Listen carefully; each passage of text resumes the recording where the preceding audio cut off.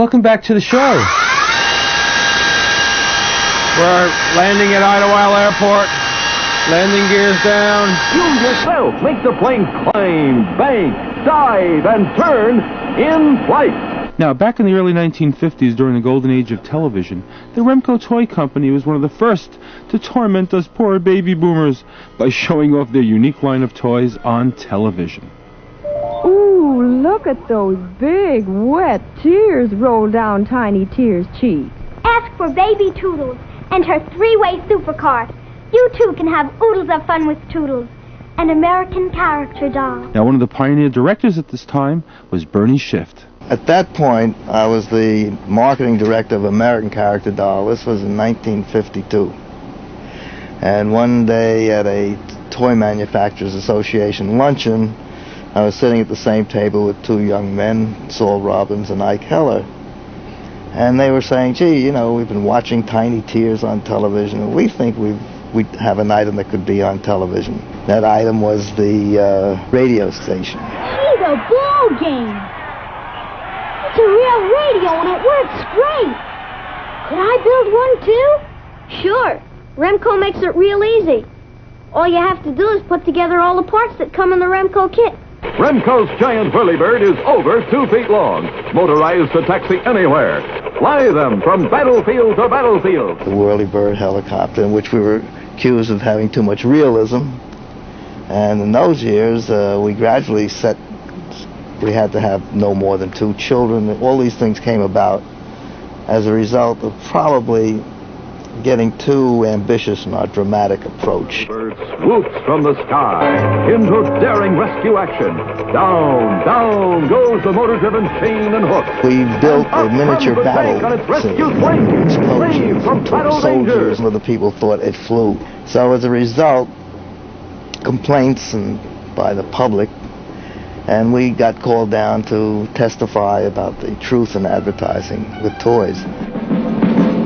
The cannon's name is Johnny Reb. Hurrah, hurrah. Give him a hearty welcome and hurrah, hurrah. Oh, men will cheer, boys will shout, the ladies they will all turn out and we'll all feel gay when Johnny comes marching home. As a result, a whole code of ethics was written. I helped write it. Actually, they were a good set of rules. Shouldn't have more than 2 children. You always had to show the toy in the final seconds of the commercial in a not too atmospheric situation where they're sitting on the floor on a carpet, and also just show the toy exactly as it was going to be purchased in the store, which was fine. I find that nowadays, you're watching toy commercials, they've gone far afield.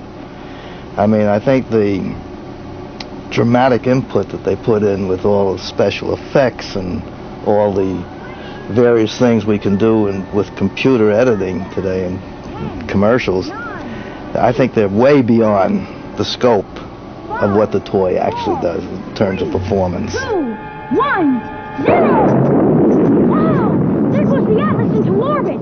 I'm going to ask my dad for a Remco Project Yankee Doodle! But we never had fast cuts. I mean, those years, of course, they're still shooting naturally in 35 millimeter, which we were doing then.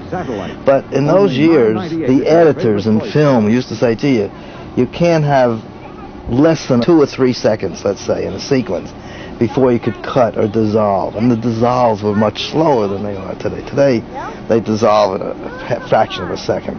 Be the first in your neighborhood to own and operate a Remco Movie Land Drive-In Theater. Only $5.98 at your favorite toy store.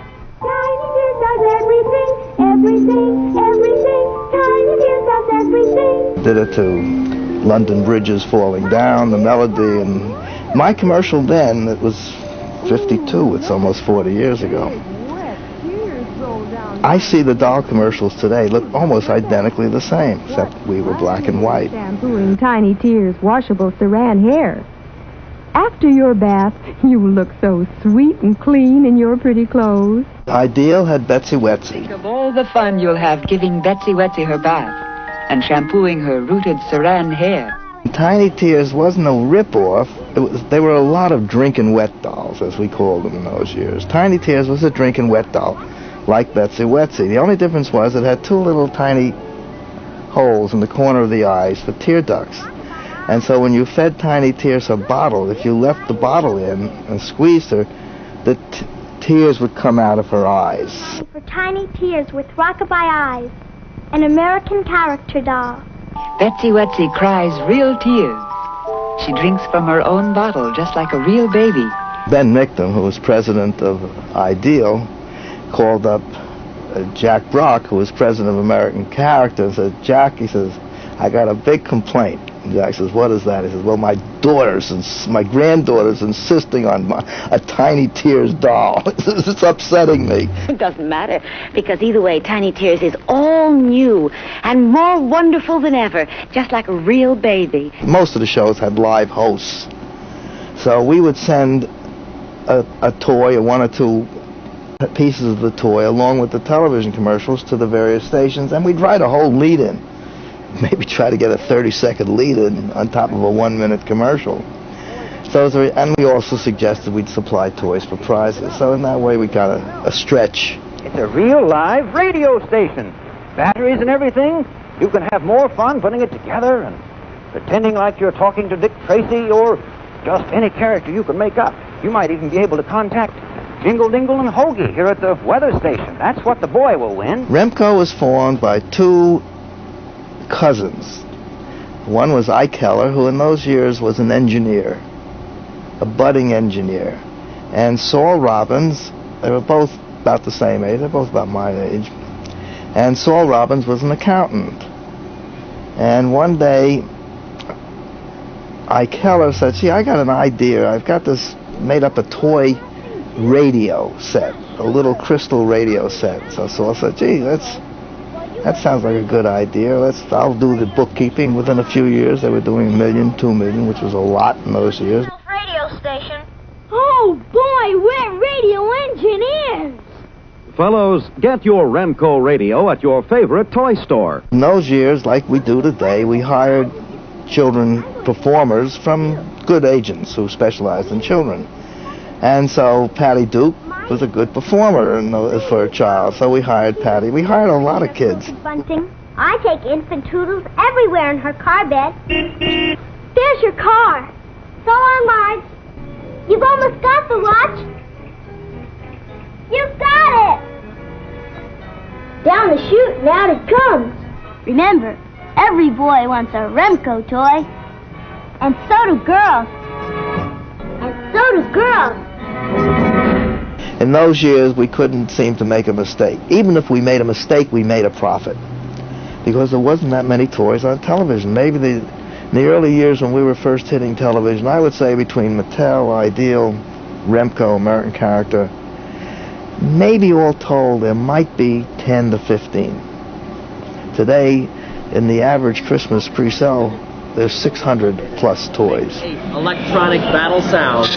The amount of money spent on presentations today is unbelievable. In those years, you had a modest showroom, and you had your shelves with the toys on, and the salesman went around and spoke directly with his particular customers, and he'd hold the toy in his hand, he'd tell what the merits of the toy was, and then they'd show the few commercials. Deluxe for beauty parlor care with dryer, hood, and swivel chair. Give your doll a real shampoo. Deluxe Beauty Parlor, just for you. Today, you go through Mattel or Hasbro, and they have multi-million-dollar presentations. They build special rooms for each category of toy with all special effects. They hire actors and actresses to act out the play activities or the characters themselves.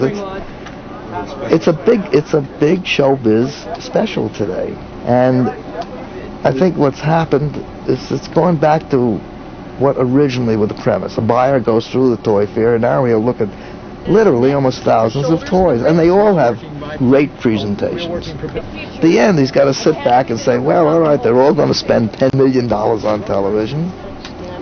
He then has to look at a toy and say, well, as a buyer, what is it going to sell? And he has to make that decision totally on his own. Figure to devour. Wow. Be afraid.